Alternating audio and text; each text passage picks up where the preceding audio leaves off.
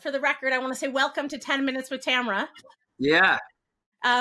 This is the Jon Fishman episode of 10 Minutes with Tamara. And if we end up with enough footage, we might cut more than one 10-minute episode. You know, I just want to say that it's so nice to see you. It's good to see you too. That's right. I realized I just had a long conversation with you, but I haven't seen you in like years. What, So. 4 years? Yeah, 4 years. About 4 years. What you drinking? Just water? Wait, what are you drinking out of?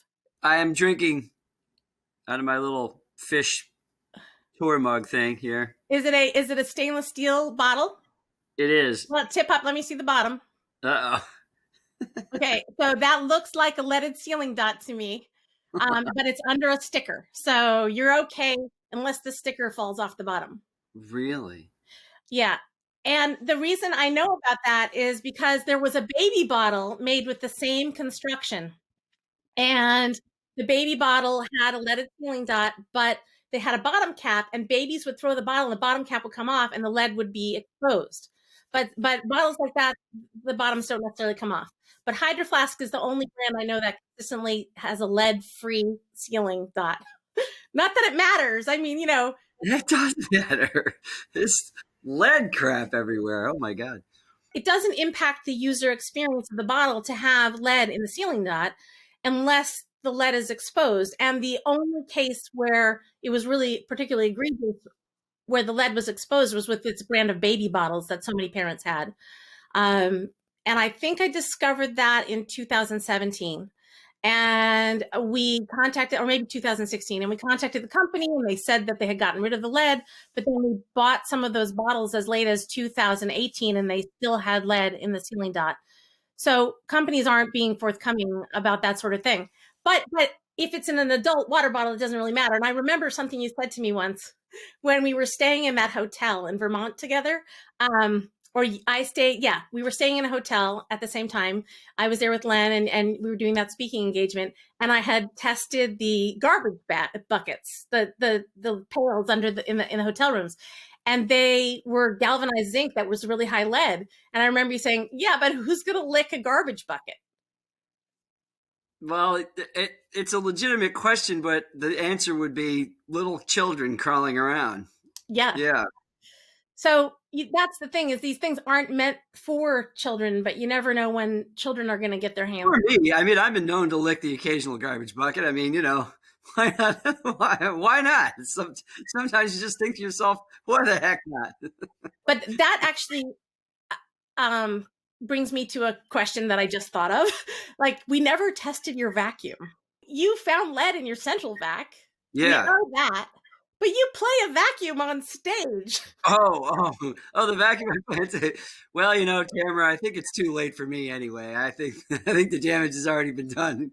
Clearly it's done its work, and you know, it seems to have turned out for the better. But yeah, I mean, why? Well, I figure with the vacuum cleaner, the suction's going the other way anyhow. So you know, maybe I'm safe. It's not like I'm tonguing the inside of the thing. but you put that on you actually put your mouth to it, right? That is true. Do you use the same vacuum with every performance? Actually, the vacuum cleaner that I use on stage that I use for performances is like my drum tech has sterilized that thing like to the nth degree. I mean, I don't know where we got it. I used to have. It's like the third one I've gone through. So you know, we keep trying to find the same neighborhood of Electrolux model. There's like the 60s and 70s models were really solid. So we try to find those, and then if we do, you know, Scotty just, you know, like carbolic acid, that's the ends of the hoses and stuff. I don't think there's anything on those things. I now that I didn't realize that, I mean, of course I didn't think about it, but it's a vintage vacuum, and I think I'm going to go look. You have to send me a picture of your current vacuum and I'll try and find one and test it. It's probably painted in lead though. Yes. So there's going to be lead in the electrical cable. The electrical cable on those vintage vacuums is going to be 20 to 30,000 parts per million lead, and the lead's going to wear off on your hands when you touch it. The enamel coating on the metal vacuums, if they have enamel decorative, you know, elements like like the blue enamel or the green enamel, is going to be leaded enamel. The logo on those that says Electrolux is likely leaded.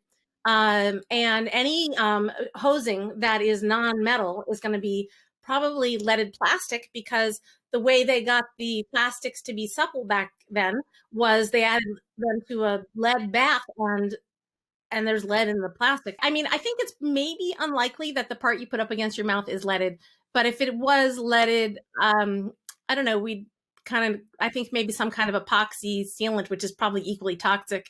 But I don't think it's a concern. Like you said, the damage is already done.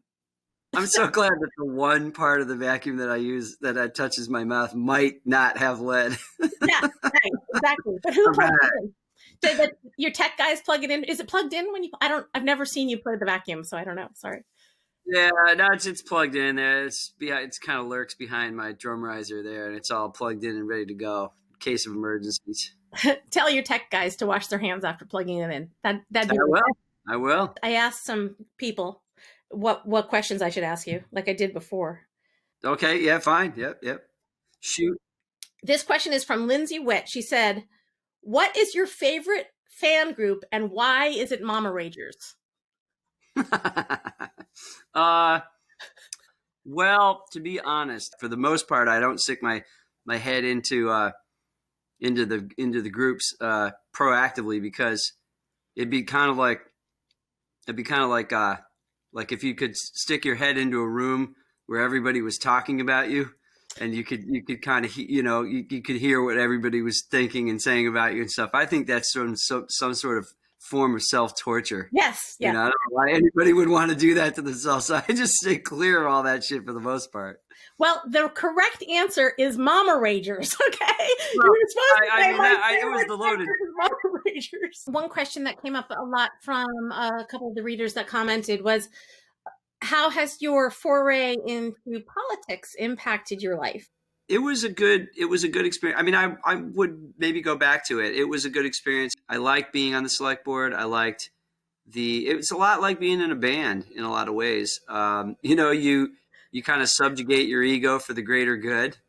And, band, the greater good is music, and in the town, the greater good is, for the town and for what's, best for the general population as best you can. And, you wrestle with things like what's good for maybe one group of people isn't always the best thing for another. I mean, with your select person in the town councils, your main responsibility is to spend the town's money responsibly. So, everything that comes before you has something to do with the budget. And, you kind of learn what the town has to work with.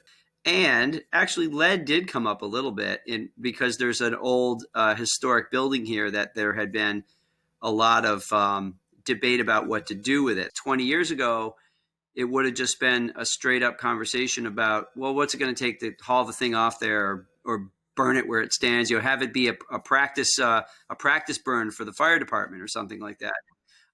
This was, is there lead paint? Is there asbestos? Is there, these hazardous materials that are often part of older buildings was definitely part of the conversation. And the idea that you could just, whether that is what, because the fire department does do practice burns, for houses. And that is that's like the first question that comes up for that kind of stuff now is the house eligible for that sort of a thing because of the potential of whether or not it has hazardous materials. I have families contacting me constantly like, oh, they're going to do a burn of this house. It's 4 houses down from mine. Each house is on a half acre. Do I have to worry about the air being contaminated? And the answer is yes. And the fact of the matter is they're poisoning the air. They're poisoning the community. They're poisoning the firemen by burning these homes. And it's a huge issue. I haven't really attacked that in my advocacy work, but it's kind of on the list, somewhere down the list of things that need to be handled, that we need to handle as a country, that we shouldn't be doing, that should be illegal. Thanks everyone for joining us here at 10 Minutes with Tamara. This interview with Jon today was so much fun that it was really going to be too hard to cut it down into a 10-minute video. So stand by now for episode 2 of my interview of 10 Minutes with Tamara with special guest Jon Fishman.